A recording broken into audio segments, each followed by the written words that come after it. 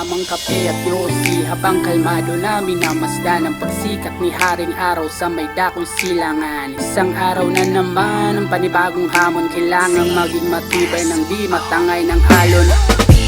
Bangon kapatid, huwag magaksaya ng panahon habang ang puso ay pumipintig. Huwag magpadaig sa problema ng buhay, ay palaging mayroong solusyong nakalakip.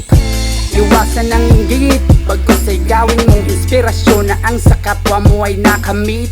At higit sa lahat ay huwag ipagkait ang pagmamahal na dapat laganap sa buong daigdig.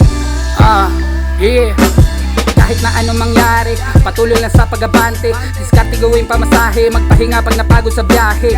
Di kailangan magmadali, sulitin lagi bawat sandali. Mga nangyari din na babalik, pagsisisi palagi nasa huli.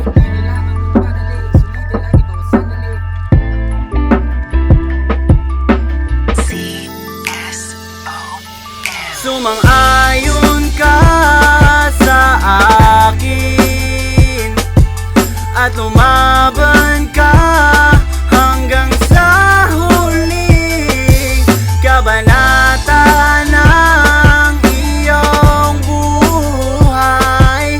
Tayo mismo ang magbibigay ng kulay. Nahalos madutlan og luto akong kamot, agig paning kamot bisag kulang sa tulog. Kinahanglan nga mo bakod, dugo, luha ug singot, tanan gihurot ug sa matag pagaginod unta na ay maabot. Di paras ka ugalingon kundi paras ka ugmaon sa kong bugoy bugay nga nahimong inspirasyon sa akong kinabuhi nga abigwa na bili nga ugwa nagkapamilya basin wa na ko diri. Sahay di malikayan nga magkulang sa ubang butang, pero pasalamat gyapon sa atong amahan sa paghatag sa kapis kayong kusog nga makasugago ding tunga sa kalisod. Bisag bundakan ug balod o di mapuga ng sulog sa kakusog, importante milaod basin sunod kita na po'y magrasyahan. Sumang-ayon ka sa akin at lumaban ka hanggang sa huling kabanata ng iyong buhay. Tayo mismo ang magbibigay ng kulay.